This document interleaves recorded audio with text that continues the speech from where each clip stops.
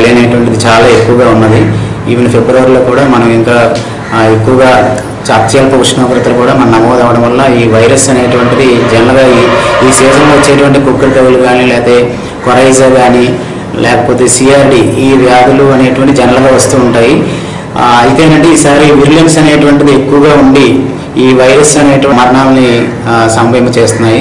రైతులు చేయాల్సింది ఏంటంటే ముఖ్యంగా ఏవైతే కోళ్ళు చనిపోతున్నాయో వాటిని పంట కాలువల్లో కానీ, లేకపోతే పెంట కుప్పల మీద పడేయకుండా ఏ ఫామ్కి ఆ ఫాము అక్కడ కనీసం 6 నుండి 10 అడుగుల గొయ్యి తీసి అందులో ఆ కోళ్ళని లేయర్ బై లేయర్ మనం ఈ పొడి సున్నాన్ని చల్లుకొని ప్రాపర్గా డిస్పోజల్ చేయాలి.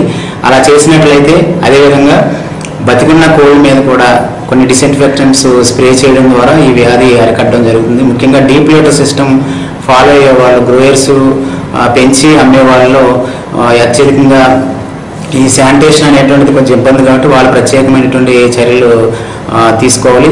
అదేవిధంగా బ్రతికున్న కోళ్ళకి ముఖ్యంగా ఏంటంటే ఈ చలికాలంలో ఇమ్యూనిటీ అనేటువంటిది డౌన్ అవ్వడం వల్ల, మిక్స్డ్ ఇన్ఫెక్షన్స్ ఉండడం వల్ల ఏమవుతుందంటే మరణాల శాతం అధికంగా ఉంది.